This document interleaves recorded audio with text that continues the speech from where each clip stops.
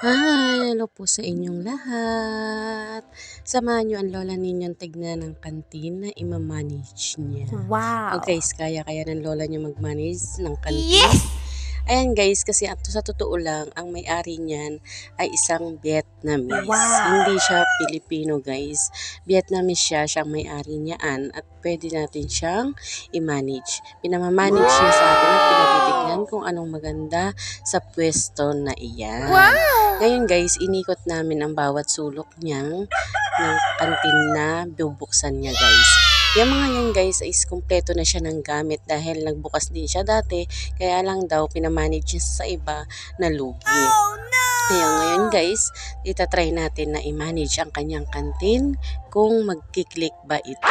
At ayan ang aking dalaga, tuwan-tuwa sa pindutan ng papunta sa kusina guys. O ayan, ang ganda guys ng pagkaano ng kantin niya at syempre, meron dito tayo sa loob. Ayan, may rep na dyan guys, kompleto at may mga rice cooker na malalaki na siya dahil nag-operate na itong kantin na ito dati kaya lang bumagsak siya guys. Ngayon, ako ang pinamamanage niya guys sa kantin na yan kung paano.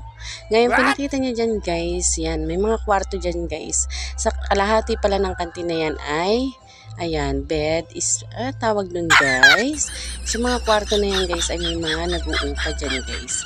Kaya ibig sabihin sa mga nag-uupa na yan guys, dyan din sa ating kakain yan. Siyempre, pinakita din sa atin guys na may sarili din tayong kwarto dito.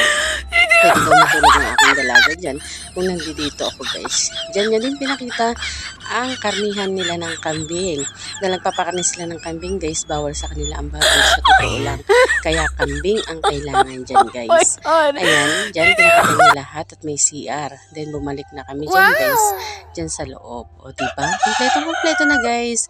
Ang kailangan na lang ay i-manage na natin. By April, yan tayo guys.